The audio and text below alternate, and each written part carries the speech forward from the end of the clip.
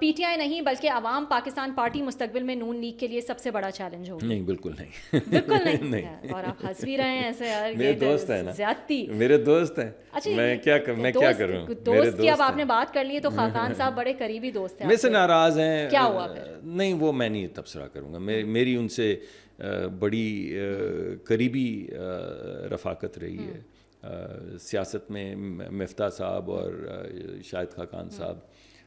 کیوں آ گئی دوریاں؟ بس نہیں، یہ میں نہیں تبصرہ کر سکتا. مجھے پچھلی مرتبہ یہ جو میں کیبنٹ میں پہلی مرتبہ آیا تھا اس میں بہت بڑا رول تھا شاہد خاقان صاحب کا. انہوں نے بڑا مجھے اس وقت چیمپئن کیا لانے کے لیے اس میں، اور میں اس کو ریکگنائز ہمیشہ کرتا ہوں، ذاتی طور پہ بھی کرتا ہوں، آپ کے سامنے بھی کر رہا ہوں. مگر بس کچھ ایسی چیزیں ہوئیں کہ کوئی ایسی کہ بس نہیں بات بن پائی. وہ ناراض ہو گئے، مجھے بھی خفت ہے، وہ بھی ناراض ہیں. اور مفتاح صاحب سے تو ابھی بھی وہ مہربان ہیں، انہوں نے اتنی ناراضگی نہیں کی کہ زیادہ ہو جائے. مگر مجھے سیاسی طور پہ لگتا ہے کہ وہ کچھ سیاسی طور پہ انفلٹریشن نہیں کر پائے ہیں، اور مجھے اس کے امکانات بھی بہت زیادہ نظر نہیں آ رہے. مگر یہ میرا ایک تو آپ کو بائسڈ ویو ہے. اس کی وجہ یہ ہے کہ میں پی ایم ایل این کا حصہ ہوں. وہ ایک سیاسی جماعت ہیں جو پی ایم ایل این کے خلاف. تو ناراضگی دونوں سائڈ سے ہے، آپ کی بھی اور ان کی بھی؟ میری مفتاح صاحب سے کوئی ناراضگی نہیں ہے. خاقان عباسی صاحب وہ ناراض ہیں مجھ سے. مجھے بھی کچھ چیزوں پہ، میں بھی کچھ چیزیں ہیں ایسی جس پہ شاید ہم ریکنسائل نہ کر پائیں. لیکن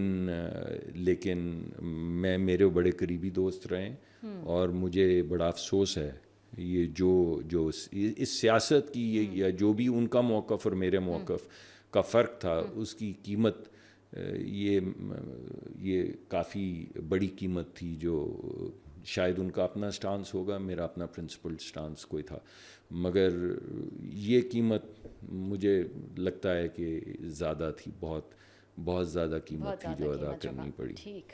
مفتاح اسماعیل جو ہیں وہ اسحاق ڈار سے بہتر وزیر خزانہ ثابت ہوئے. دیکھیں، میں سمجھتا ہوں مفتاح صاحب دوبارہ سے آپ یہ سوال جو ہے یہ غلط سوال پوچھ رہے ہیں. غلط سوال نہیں ہے، پی ایچ ڈی والی بات ہے کہ آج کا رانگ کویشچن. لیکن Miftah is a very good finance minister. Miftah کو بڑی اچھی سمجھ ہے معیشت کی، اور بڑی انسائٹفل باتیں کرتے ہیں. میں یہ سمجھتا ہوں کہ اسحاق ڈار صاحب کو لوگ ہمیشہ یا انڈر ایسٹیمیٹ کرنے کی کوشش کرتے ہیں یا انڈر پلے کرتے ہیں. اچھا. اور مجھے لگتا ہے، اور خاص طور پہ آپ لوگوں کی طرف سے کرٹیک جو ہے وہ میڈیا کو کہہ رہے ہیں آپ کو کہہ رہا ہوں میں، کیونکہ میڈیا کا نام لوں گا تو آج شام سے رگڑا لگنا شروع ہو جائے گا، تو میں آپ کو کہہ دیتا ہوں، آپ معاف کر دیں گی.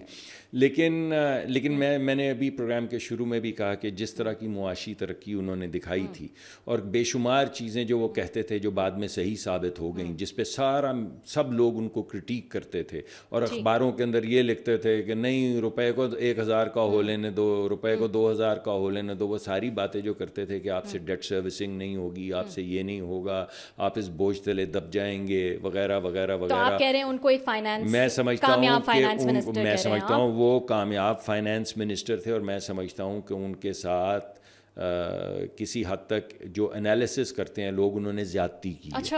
اور میں یہ سمجھتا ہوں کہ بالکل اسی طرح جب یہ وزیر بنے، فارن منسٹر بنے اسحاق ڈار صاحب، تو لوگوں نے کہا کہ ان کو معیشت کی تو چلو کوئی سمجھ تھی، یہ کیا ڈپلومسی کریں گے. تو یہ آج آپ نے، سوری ٹو سے، لیکن وہ خود بھی اس سے زیادہ معیشت میں ہی انٹرسٹڈ رہے ہیں. لیکن یہ جو آپ کے خیال میں یہ اتفاق ہے کہ آپ کو یہ پورا آپ نے پروگرام کیا ہے، تو میں آپ کو یہ کہہ رہا ہوں کہ زبردست معیشت چلائی، اور اس کے بعد زبردست ڈپلومسی کی، اور لوگ ان کو انڈر پلے کرتے ہیں. کیوں کرتے ہیں مجھے یہ بات سمجھ نہیں آتی ہے. A man who substantively, materially produces outcomes for you, I think should be recognized fairly.